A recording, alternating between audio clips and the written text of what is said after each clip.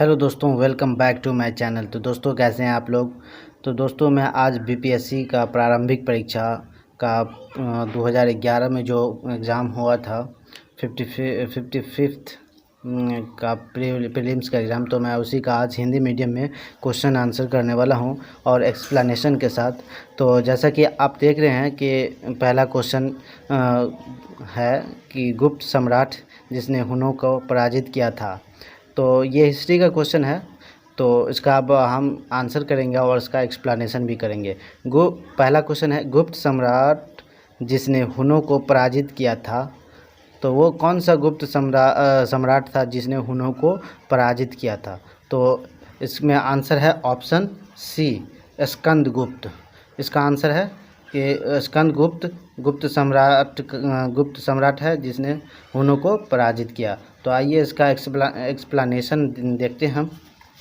तो स्कंदगुप्त ने हुनों को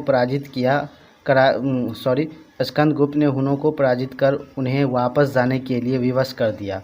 स्कंदगुप्त गुप्त वंश का 8वां राजा था जिसकी राजधानी पाटलिपुत्र थी।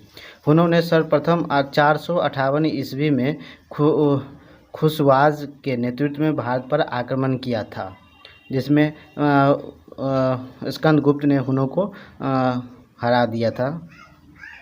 स्कंदगुप्त का शासनकाल 455 से 467 ईस्वी तक था। हुन आक्रमण की पुष्टि कौन कौन से चीज़ करता है, तो इसका ये है भीतरी स्तंभ लेख, जूनागढ़ अभिलेख तथा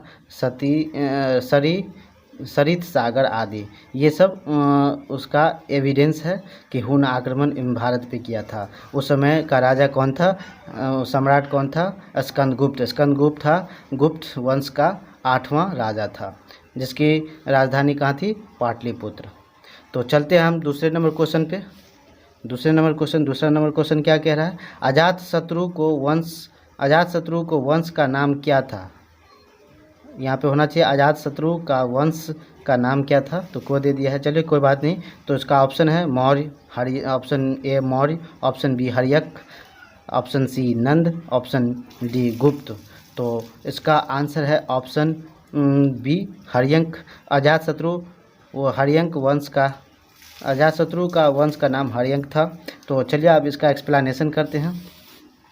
अजातशत्रु हर्यक वंश से संबंधित था, जिसका स्थापना हर्यक वंश का स्थापना 1544 ईस्वी पूर्व बिंबिसार द्वारा किया गया था। हर्यक वंश का स्थापना 544 ईस्वी में राजा बिंबिसार के द्वारा किया गया था, जो कि अजातशत्रु का पिता था। अजातशत्रु अपने पिता बिंबिसार को हत्या कर मगध की राजगद्दी को प्राप्त किया।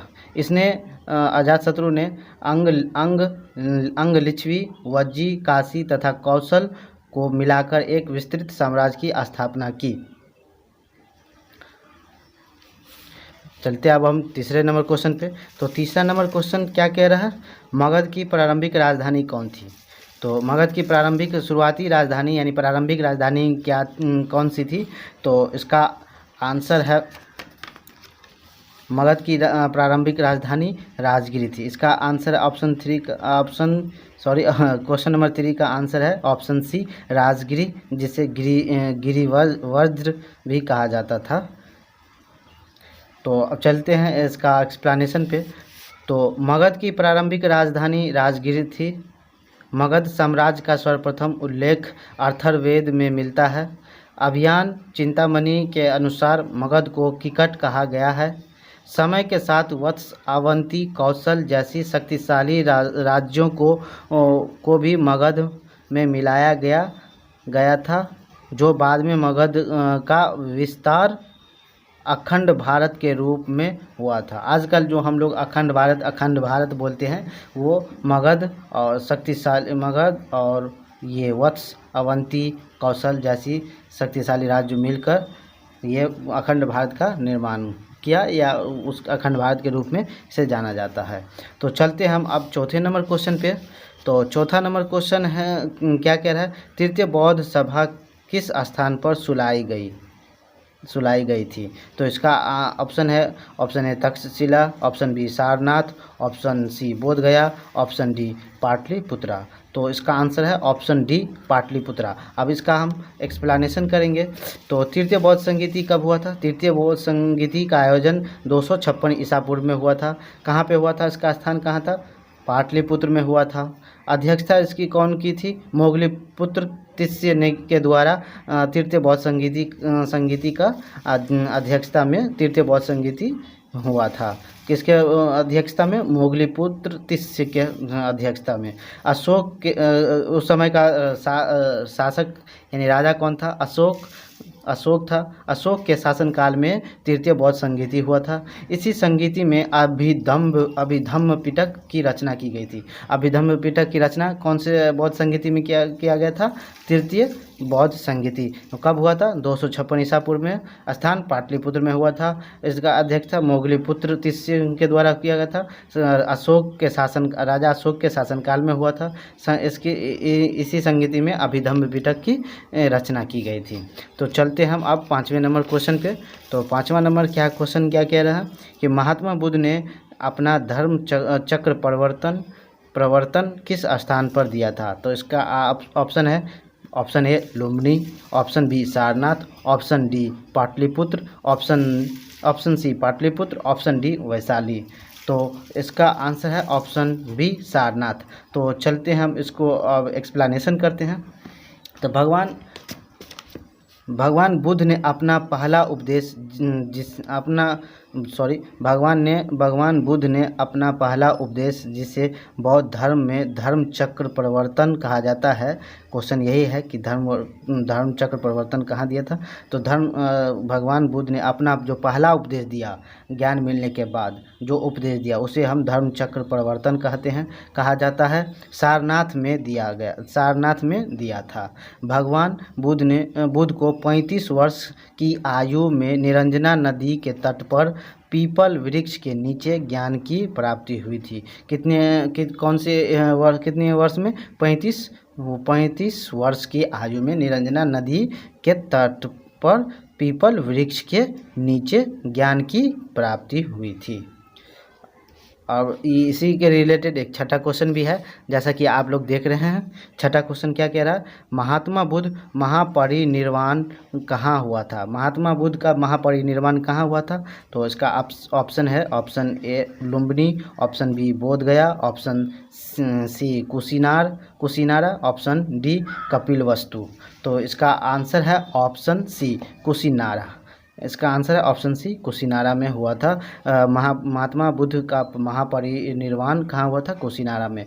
तो अब इसका एक्सप्लेनेशन करते हैं। जैसा कि आप लोग को पता, आप लोग अभी जस्ट कुछ मिनट में देखे होंगे कि 5वां क्वेश्चन में हम महात्मा बुद्ध के बारे में जो बताए थे, उनको 35 वर्ष की आयु में निरंजना नदी के तट पर पीपल वृक्ष के नीचे ज्ञान की प्राप्ति हुई थी।